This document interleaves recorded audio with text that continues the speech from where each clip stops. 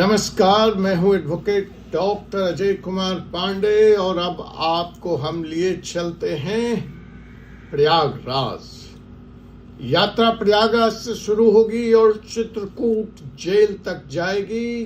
दोनों का जो कंबाइनिंग फैक्टर है वह है भय और आतंक का माहौल, फियर फैक्टर। जब वकील ही डर जाए तो अदालत पे तो ताला चढ़ ही दिया जाना चाहिए। जी हां, प्रयागराज और चित्रकूट से आ रहा है यह चौंकाने वाला सच। मैं एडवोकेट डॉक्टर अजय कुमार पांडे और इस वक्त आप देख रहे हैं फोर्सी सुप्रीम लॉ पार्टनर का कानूनी चैनल। गर्मी दिल्ली में बहुत तेज पड़ रही है तो सोचा अपने दर्शकों को जरा सुप्रीम कोर्ट के गलियारों से बाहर निकालकर जमीनी हकीकत की तरफ ले चलूं। तो मेरी नजर गई प्रयागराज पर। प्रयागराज को अभी देखता समझता कुछ ठहर पाता कि मैं सहम गया, मैं डर गया और इस डर की तलाश में मैं पहुंचा चित्रकूट जेल। वहां पहुंचते पहुंचते तो मेरी सिट्टी पिट्टी गुम हो गई और मुझे याद आ गए बाबा भीमराव अंबेडकर, जिनकी जयंती अभी अभी मनाकर मैं सुप्रीम कोर्ट से बाहर निकला था। तो जी हां जनाब, आज बाबा साहब भीमराव अंबेडकर भी सोच रहे होंगे कि भारत में जो संविधान उन्होंने बनाया उसका क्या हो रहा है।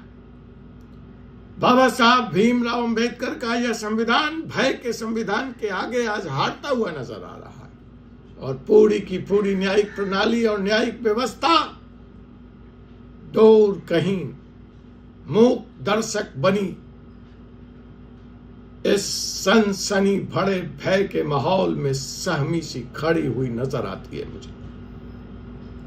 आज जो बात मैं आपको रखने वाला हूं वह संविधान पर लगी एक ऐसी गहरी चोट है, और चोट एक तरफ नहीं दोनों तरफ लगी है। एक तरफ प्रयागराज है जहां है कुविख्यात माफिया अतीक अहमद का परिवार। अतीक अहमद के परिवार को वह माफिया, वह कुविख्यात माफिया जिसके डर से डर भी पनाह मांगता था, आज उसके परिवार को वकील नहीं मिल रहा है। और दूसरी तरफ है चित्रकूट जेल जहां बंद हैं अतीक के कथित हत्यारे लवलेश तिवारी, सनी सिंह उर्फ मोहित और अरुण मौर्य। उस तरफ भी उनके लिए कोई वकील नहीं उठ खड़ा हो रहा है। रुकिए, बिल्कुल ठहरिए और सुन लीजिए, दोनों तरफ कोई वकील नहीं है। न अतीक के परिवार के लिए वकील है, न अतीक के हत्यारे के आरोपियों के लिए वकील है। और इस माहौल में अब ये कहानी अतीक अहमद की कहानी नहीं रही। यह कहानी बन गई है भारत के हर उस नागरिक की जिसकी कलाई पे कर हथकड़ी पड़ सकता है। और आज इसी सच को मैं आपके सामने रखूंगा पूरी जिम्मेवारी के साथ। पहले बात कर लेते हैं प्रयागराज की। अतीक अहमद को क्या हुआ? 15 अप्रैल, ठीक यही महीना 2023, पुलिस अभिरक्षा में कैमरे के सामने अतीक को गोली मारी गई। उसके भाई अशरफ को भी गोली मारी गई। उससे पहले उसके बेटे असद को भी झांसी की मुठभेड़ में मार गिराया गया था। उसके बाद उमेश पाल हत्याकांड की चार्जशीट दाखिल हुई। गुड्डू मुस्लिम, अरमान और साबिर के नाम आए। उमेश पाल हत्याकांड में गैंगस्टर एक्ट के तहत अतीक की पत्नी शाइस्ता प्रवीण, बेटे उमर, अली अहमद, बहन आयशा नूरी सब के सब आरोपी बनाए गए। चार्जशीट दाखिल होने के बाद कानून का तकाजा है कि हर एक आरोपी को अपने बचाव का अधिकार मिलता है, चाहे आरोप कितना भी संगीन नहीं हो। इस देश ने अजमल कसाब के लिए भी सुप्रीम कोर्ट का दरवाजा 3:30 बजे सवेरे खुलते देखा है। इस देश ने और दुर्दांत आतंकवादियों के लिए भी अंजले बागमेड़े जैसे वकील को खड़ा होते देखा है। लेकिन आज जमीनी हकीकत प्रयागराज और चित्रकूट में कुछ और है मेरे दोस्तों। प्रयागराज बार एसोसिएशन से लेकर वहां के सेशन कोर्ट तक में एक माहौल है, एक ऐसा अनकहा फरमान है जिसे ढूंढने पर कोई कागज पर नहीं मिलेगा, लेकिन जिस फरमान का असर कागज पे लिखे फरमान से ज्यादा घातक है। आज इनका केस लड़ने के लिए, जी हां, उसी प्रयागराज में जिसने बड़े बड़े कानून वेत्ता दिए, जिसने बड़े बड़े वकील दिए हैं, मोतीलाल नेहरू, जवाहरलाल नेहरू, लंबी फहरिस्त है, आज कोई वकील नहीं है। क्यों? भय का माहौल, आतंक का माहौल कि जो आज इस केस में पैरवी करने आगे आएगा उसकी प्रैक्टिस पे असर पड़ेगा, उसके चैम्बर पर असर पड़ेगा, पुलिस के साथ उसके रिश्तों पर असर पड़ेगा। क्या पता कल किसी ईडी का नोटिस उसके दरवाजे पे चस्पा हो। और अब प्रयागराज से हम चलते हैं दूर चित्रकूट, जहां बंद हैं 3 हत्यारे। उन पर आरोप है अतीक की हत्या करने का। जेल में बंद ये 3 नौजवान, लवलेश तिवारी बांदा का, सनी सिंह उर्फ मोहित हमीरपुर का, अरुण कुमार मौर्य कासगंज का। गिरफ्तारी के समय उम्र 22, 23 और सिर्फ 18 साल। उन पर आरोप है 15 अप्रैल 2023 की रात पत्रकार बनकर पुलिस घेरे के बीच अतीक और अशरफ की हत्या। एसआईटी ने 13 जुलाई 2023 को 2056 पन्नों की चार्जशीट दाखिल की। 200 से अधिक गवाह हैं, 70 सीसीटीवी फुटेज हैं, 15 वीडियो रिकॉर्डिंग्स हैं। अतिरिक्त सत्र न्यायाधीश दिनेश गौतम की अदालत में आरोप तय हो चुके हैं, मुकदमा चल रहा है वीडियो कॉन्फ्रेंसिंग के जरिए चित्रकूट जेल से। अब सवाल यह है, इन तीनों के लिए पैरवी कौन कर रहा है? मीडिया रिपोर्ट में सरकारी अभियोजक का तो नाम बार बार आता है, गुलाब चंद्र अग्रहारी, लेकिन बचाव पक्ष का वकील कौन है? मैंने बहुत ढूंढा, मुझे नहीं पता, मुझे नहीं मिला। आपको पता हो तो जरूर बताइएगा। ये तीनों लड़के साधारण परिवार से आते हैं, बांदा, हमीरपुर, कासगंज कोई बड़ा शहर नहीं है, न रसूख न पैसा। फिर वो जिस मामले में ये आरोपी हैं वह उत्तर प्रदेश का सबसे संवेदनशील मामला माना जाता है।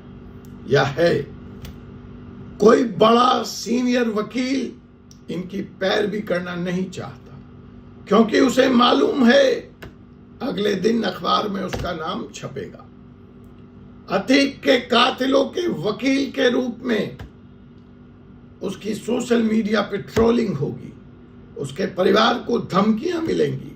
चूंकि मेरे लिए यह संविधान का सवाल था, या अनुच्छेद 21 का सवाल था, या हर मुजरिम के लिए न्याय पाने का सवाल था, तो मैंने तय किया, जब मैंने राजा भैया के समर्थकों को सोशल मीडिया में इस मुद्दे को शिद्दत से उठाते देखा, तो मैंने कहा चलिए मैं हिम्मत करता हूं, मैं लड़ूंगा इन 3 नौजवानों का मुकदमा।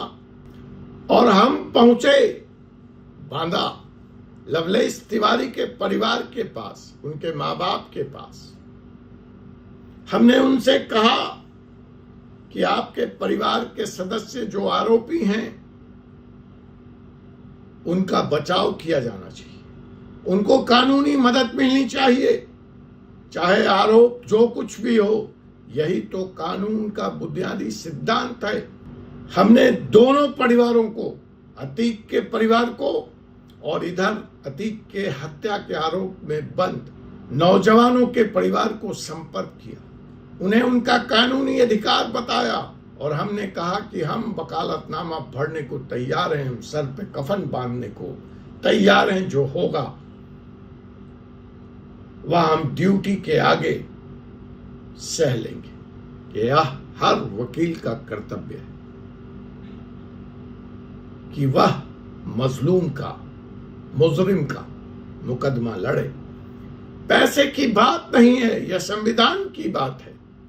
जवाब दोनों तरफ से ना में मिला। परिवार वालों ने वकालतनामा पर हस्ताक्षर करने से इनकार कर दिया। मैंने उन्हें समझाया, यह आपका अधिकार है, हम आपके साथ खड़े हैं। जवाब आया, साहब हम जानते हैं आप सही कह रहे हैं, लेकिन साइन करते ही हमारे ऊपर अगली FIR होगी, हमारी संपत्ति कुर्क हो जाएगी, हमारे रिश्तेदारों पर मुकदमे लगा दिए जाएंगे, अब हम कहां जाएंगे? रुकिए, 1 मिनट के लिए सोचिए। यह बयान किसी आरोपी का नहीं था, यह बयान आरोपी के परिवार का था, जो खुद गवाह नहीं है, जो वो खुद किसी आरोप में, किसी अपराध में आरोपित नहीं है, और फिर भी वो इतना डरे हुए हैं सिर्फ अपने रिश्तेदार के लिए वकील रखकर पैरवी करवाने में। यह डर की बेइंतहा नहीं तो क्या है। और हर तरफ यही माहौल था। यह सिर्फ अतीक के परिवार में नहीं है, यही डर उन 3 लड़कों के परिवार में भी देखने को मिला जो चित्रकूट जेल में बंद है। उनकी माएं भी, उनके बाप भी अपने बेटों के लिए वकील नहीं ढूंढना चाहते। हर किसी वकील ने जो उनसे संपर्क किया उसको उन्होंने कहा, हमें वकील नहीं चाहिए। अब मुझे यहां से वापस लौट जाना चाहिए या अपने कदम आगे बढ़ाने चाहिए? कमेंट में यह आप हमें बताएं। एक सवाल जो और मेरे मन में रह गया है, क्या यह वही भारत है जिसका वादा संविधान निर्माताओं ने किया था? यह डर आया कहां से? आसमान से तो नहीं टपका है। यह डर एक व्यवस्थित संदेश है, एक मैसेज है, और यह मैसेज है कि अगर तुम आरोपी का बचाव करोगे तो तुम भी मारे जाओगे, तुम भी आरोपी समझे जाओगे। तुम्हारे लिए या तो पुलिस की गोली होगी या फिर उस माफिया गैंग के किसी साथी की गोली।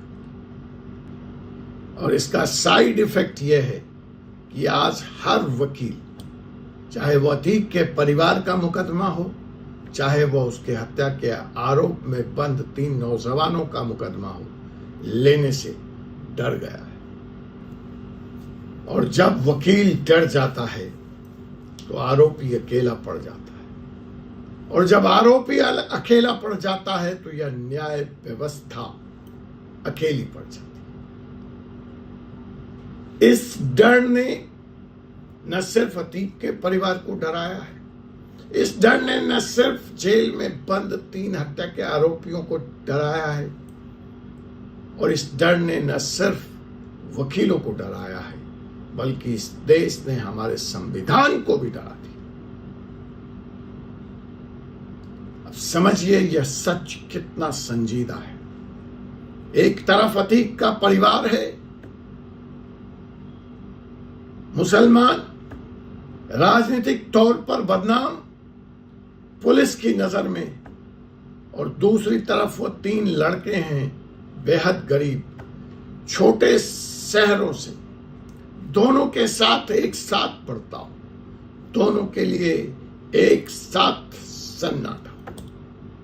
यह मामला हिंदू मुसलमान का नहीं, यह मामला अमीर गरीब का नहीं है, यह मामला है उस सिस्टम का जो किसी को भी अनछुआ घोषित कर सकता है। तो फिर उसे संविधान का संरक्षण कैसे मिलेगा? आज अतीक के परिवार पर यह संकट है, अतीक के हत्यारों पर यह संकट है, यह कल किसी और पर होगा और परसों आप पर भी हो सकता है। सावधान हो जाइए। याद रखिए भारत का संविधान इस बारे में क्या कहता है। भारत का संविधान अनुच्छेद 22 जहां साफ शब्दों में लिखा है, कोई भी गिरफ्तार व्यक्ति चाहे उसका अपराध कितना भी संगीन क्यों न हो, उसे पसंद का वकील रखने का अधिकार है। साल 2011 मामला एएस मोहम्मद रफी बनाम तमिलनाडु राज्य supreme court justice Markandey Katju उसी इलाहाबाद से है। जस्टिस लिखा उसी इलाहाबाद से जस्टिस ज्ञान सुधा मिश्रा ने क्या कहा इस मामले में? एस मोहम्मद रफी बनाम तमिलनाडु राज्य में दोनों इलाहाबाद के हैं, मार्कंडे काटजू और जस्टिस ज्ञान सुधा मिश्रा।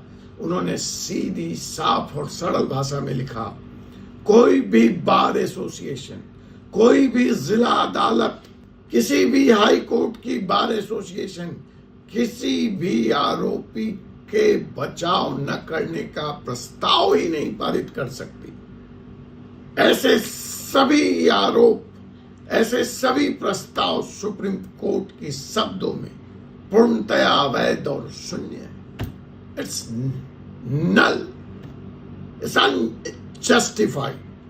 और उससे भी आगे जाकर जस्टिस ज्ञान सुधा मिश्रा और मार्कंडे काटजू ने लिखा, वह सुनकर आपके रोंगटे खड़े हो जाए। हर वह व्यक्ति चाहे वह समाज की नजर में कितना भी दुष्ट हो, घृणित हो, अपराधी क्यों न हो, उसे अदालत में बचाव का अधिकार है और वकील का कर्तव्य है उसे बचाना। ये मेरे शब्द नहीं हैं, ये देश के सर्वोच्च अदालत सुप्रीम कोर्ट के शब्द हैं। इलाहाबाद हाई कोर्ट ने भी साल 2021 में मोहम्मद अहमद खान के मामले में यही दोहराया था। लेकिन आज चंद किलोमीटर दूर जिला अदालत में इलाहाबाद हाई कोर्ट के इस जजमेंट की नहीं सुनी जाती। कोई उनको इलाहाबाद हाई कोर्ट के इस जजमेंट को दिखाने को तैयार नहीं कि मान्यवर देखिए सुप्रीम कोर्ट ने क्या कहा है, देखिए इलाहाबाद हाई कोर्ट ने क्या कहा है, रमेश नायक के मामला में कर्नाटक हाई कोर्ट ने क्या कहा कि अगर कोई बार एसोसिएशन ऐसा प्रस्ताव पारित करे तो स्टेट बार काउंसिल को उन पदाधिकारियों के खिलाफ ही अनुशासनात्मक कार्रवाई करनी चाहिए। लेकिन यह सब तो किताबों में है, यह सब तो कागजों पर है। जमीन पे अगर कुछ है तो वह है भयानक सन्नाटा। हम करेंगे प्रयास इस सन्नाटे को तोड़ने का। हमें नहीं मालूम हम कितना सफल होंगे, लेकिन साथियों हम लड़ेंगे शहर होने तक। आपसे पुनः मुलाकात होगी। इस केस की हमारी अगली तैयारी क्या है, क्योंकि दोनों परिवारों ने हमें वकालतनामा देने से मना कर दिया है। कानून में क्या कोई ऐसे प्रावधान है कि अब भी उनकी कानूनी मदद की जा सकती है? इन सारे मुद्दों पर और किसी ऐसे विषय पर आपसे पुनः मुलाकात होगी। फिलहाल एडवोकेट डॉक्टर अजय कुमार पांडे को अनुमति दीजिए। जय हिंद, जय भारत, जय हिंदुस्तान।